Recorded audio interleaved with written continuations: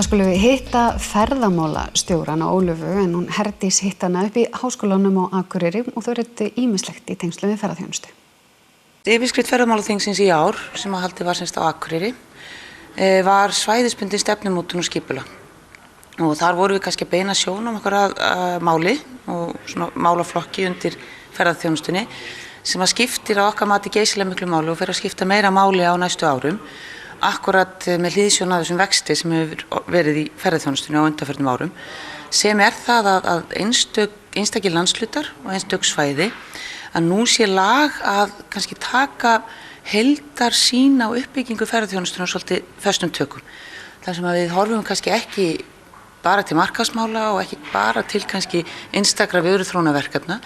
heldur förum svolítið skipulega í það undir formörkjum þess sem við höfum kallað stefnumótandi stjórnunaráætlanir sem svona kannski svolítið löng þýðing á enska hugtakinu Destination Management Plans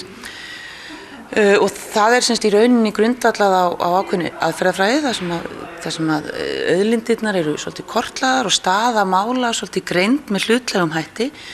Það metið hvert fólk vil stefna, þá atvinnugreinin líka og íbúasvæðisins, hver tækifærin eru, hver eru styrkleikar svæðisins, sérstaða og kannski veikleikar, hvaða fólki verið að slægjast eftir, þar að segja hvaða gestum og hvert menn vilji vera eftir einhver tíma til dæmis. Og þetta svona talsvert svona víðfeðm aðferðafræði og dálítið svona stórt verkefni fyrir svæðin, en ég held að svona í ljósi þess að hversu mörg tækifæri búa í ferðaþjónustunni og hversu gott afl hún getur verið til byggðaþróunar og til atvinnusköpunar út allt land,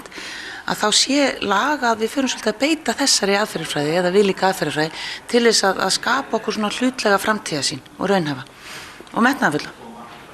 Hversu lengi hefur þú verið í starfi hjá Ferðamálastofu? Ég tók við embætti ferðamálastjóra 1. janúar 2008, þannig að þetta er að verða 8 ár. Og hvað það sem hefur svona helst breyst á þessum árum?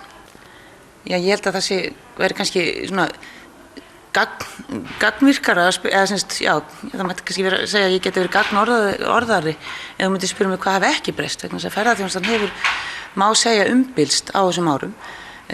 Hún fór auðvitað ekki varhluta af þeirri efnahagskreppu sem reið yfir í október 2008, 10 mánuðum eftir að ég kom í mitt embætti og má segja kannski að frá því að vera svona í góðum uppgangi að þá hafi þurft að fara að grípa til krísustjórnunar eins og annars staðar í samfélaginu.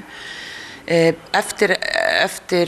eldgosi í Eyjafjallajökli 2010 og svona ýmislegt annað sem að hafi þar áhrif á, en frá 2010 þá hefur ferðaþjónustan búið við viðvarandi mikinn vöxt, þar að segja mikla fjölgun í komum ferðamanna. Þú veist, og kannski að hluta til vegna þess að þá hafa komið öflugir einstaklingar með svona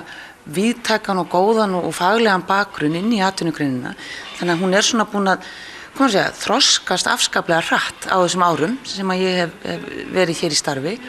og má segja að sé búin að slíta barskónum og er komin svona tryggum fótum á pall sem þessi mikilvæga atvinnugrein og mikilvæga tekjulind fyrir þjóðina og ekki bara það, heldur mikilvægi drifkraftur atvinnusköpunar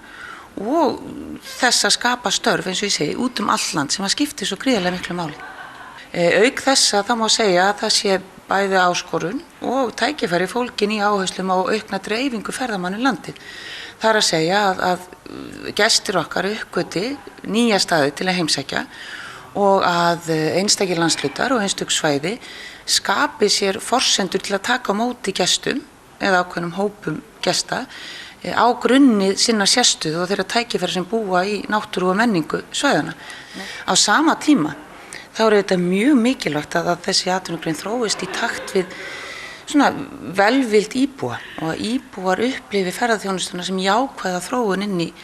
í sitt samfélag. Þannig að ferðaþjónustan er sérstök að því leyti, hún er algjörlega háð okkur gestgjöfunum, að því að hér eru við öll gestgjafar, má segja, gagnvart okkar erlendu gestum og auðvitað innlendu líka.